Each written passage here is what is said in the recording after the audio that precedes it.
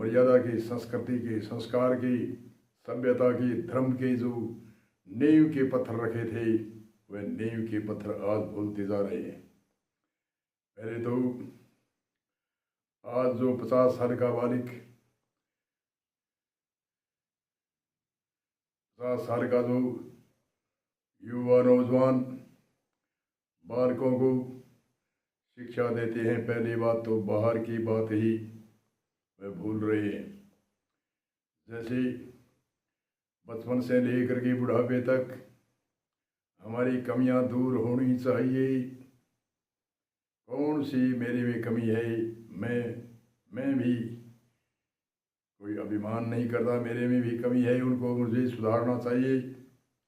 ऐसे ही हर जन मानव को अपनी कमियों को सुधारना चाहिए।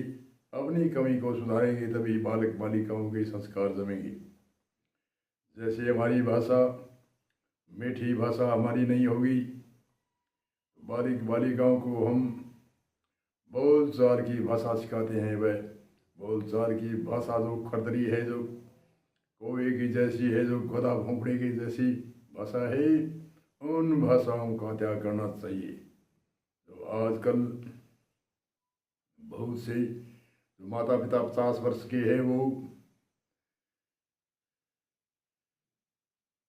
75 वर्ष आज़ादी को हुए हैं, उनसे पहले संस्कृति क्या थी। और आज 50 साल के जो नौजवान है, जो बुढ़ापा आ रहा है, 50 साल के बाद में आयु ढलती है, और 50 साल के जो युवा है, 40 साल के हैं या 25 साल के नौजवान है, उनकी भाषा कितनी खरदरी है। जैसे काग बोलता है वैसे बोलते हैं, जैसे गधा भौंकते हैं वैसे बोलते हैं। तो मीठी वाणी जब तक आप नहीं सीखोगे, आप नहीं बोलोगे, तो आपकी पुत्र बालिक बालिकाएँ कैसे भाषा सीखेंगे। जो मिठास से जो भाषा बोली जाती है, पहले तो इनका संस्कार देना चाहिए बच्चों को। बच्चों को दोनों होठ भिड़े वही शब्दों का ज़्यादा प्रयोग करें। छोटे बच्चे बोलना सीखे उस समय, जैसे हमारे ऋषि मुनियों ने दोनों होठ भिड़ने वाले की शब्दों के पर एक नींव के थंब रखे थे। जैसे माँ कहने से दोनों होठ भिड़ते हैं, पापा मामा बाबा आदि कहने से, पिताजी कहने से होठ भिड़ते हैं। इन शब्दों का प्रयोग किया था इसलिए कि मिठास से बोलने से जो आदि सृष्टि में जो बोली जो जानवरों की भांति थी, उनको सुधारने के लिए हमारे ऋषि मुनियों ने मिठास की भाषा बोलने को उपदेश दिया। उन उपदेश, उन शिक्षा को, उन संस्कृति को, उन मर्यादा को, उन सभ्यता को, उन धर्म की जो नींव रखे थे, उनको हम भूलते जा रहे हैं। इसलिए हमारे पहले तो बच्चों के बाहर की भाषा, कई जो बच्चों को कहते हैं, डांटी मारते हैं, अपना मुंह उस समय जो दर्पण में देखे तो अपना मुंह और अपनी आवाज़ अगर ये रिकॉर्डिंग करे तो आपको ही भद्दी लगेगी, तो दूसरे को तो भद्दी लगती है। और उन्हीं भाषा को उत्तर या प्रपोत्तर सुनते हैं तो उनकी मातृक भाषा वही बन जाती है, वह भी बड़े होकर ऐसे ही बोलते हैं। इसलिए तो आज जो बोली में मिठास नहीं है, कोई जैसी बोली, गधे भौंकने जैसी बोली, आवाज़ सुरीली मीठी नहीं। क्यों कि माता पिता है जो 50 साल से नीचे नीचे हैं, वो ऐसी ही भाषा बोलते हैं, मिठास उसके नहीं है। चिड़िए जैसा मुंह बाय रखते हैं, चिड़िए के जैसा मुंह बाय नहीं रखना चाहिए, क्योंकि हमारी परमात्मा ने नासिका दिन दी है श्वास लेने के लिए। तो हम दोनों होठों के जो पट्ट है, इनको किवाड़ भी कहते हैं,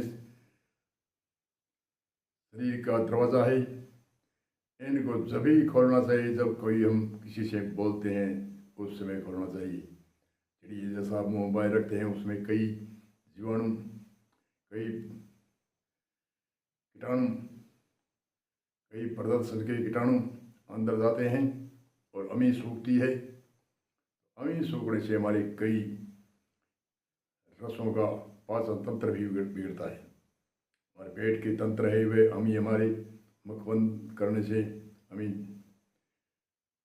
ऊपर से अमी धरती है जो संतों ने हमें का रस लेकर के कई दिन भूखे भी रह सकते थे। आज भूखे कैसे रहे? चिड़िए जैसा मुंह भाए रखते हैं, चलते फिरते ही, साधारण बैठते उठते भी, और बच्चों को समझाते हैं तो अपना मुंह ऐसे कर लेते हैं जैसे कोई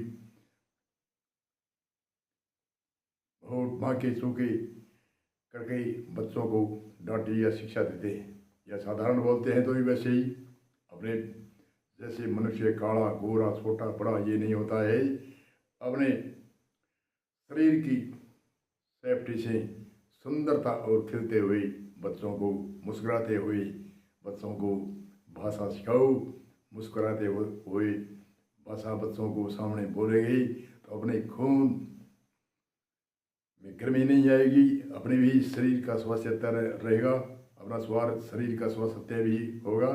और बच्चे सुनते हैं शब्द, अपने दादा के, अपने पिता के, अपने माता के शब्द सुनते हैं, उनसे बच्चे भी खुश होते हैं। अरे मेरा दादा, मेरा पिताजी, मेरी माताजी, मेरी दादी जी हंस कर मुझे कह रही है, मुस्कुरा कर कह रही है।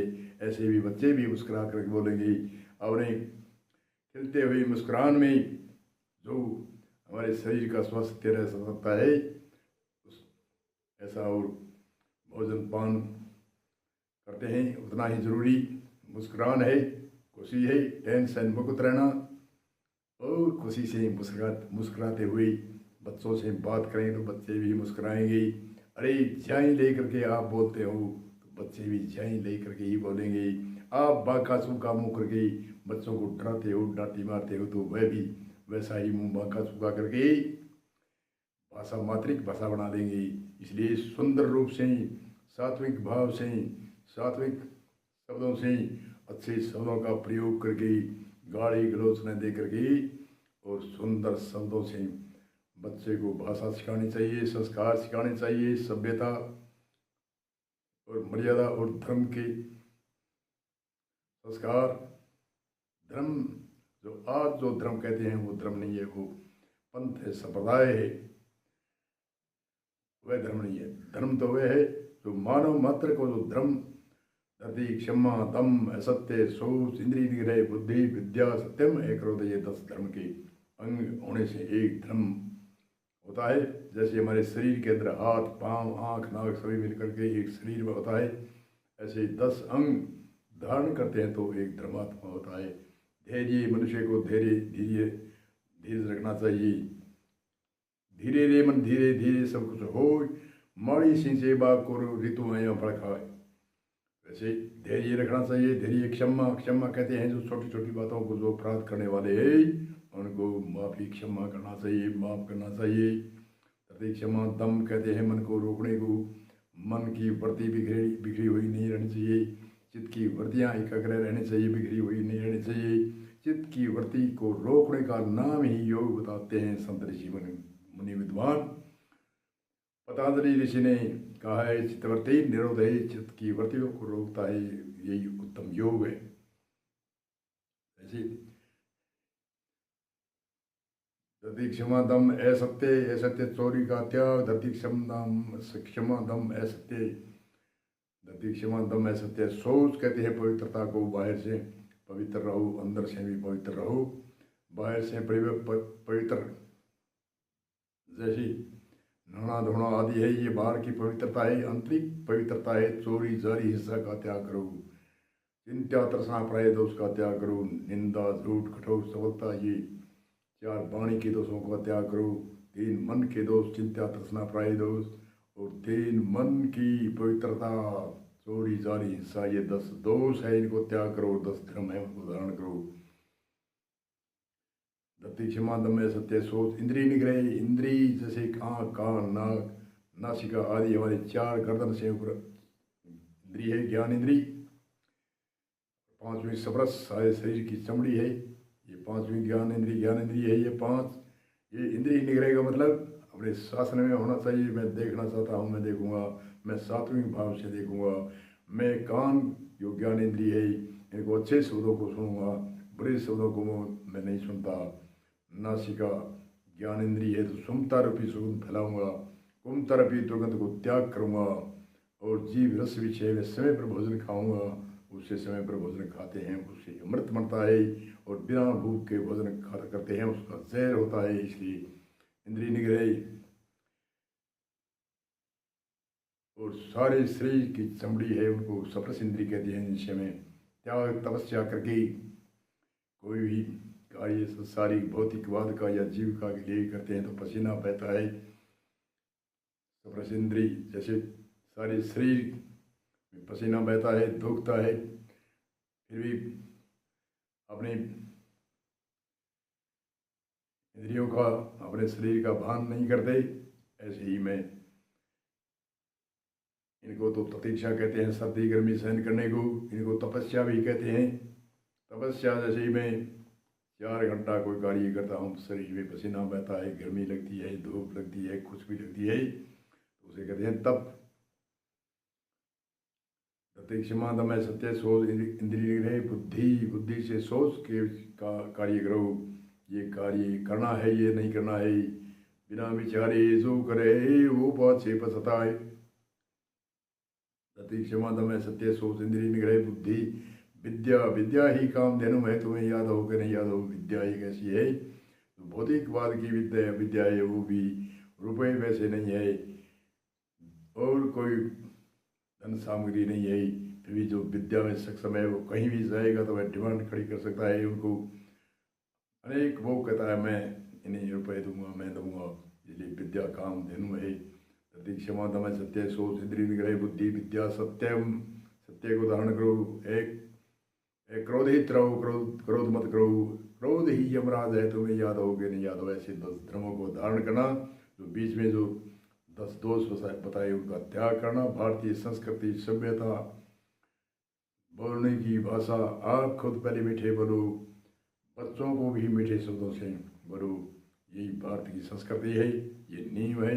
उससे आगे से आगे संस्कृति सभ्यता संस्कार मर्यादा धर्म, ये नींव के पत्र जो ऋषि मुनियों ने अनुबंध बांधे है, उन अनुबंधों को शर्तों को धारण करो।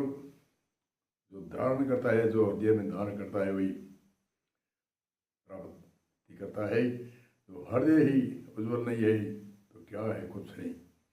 इसलिए ये सूत्र विराम देते हैं, आगे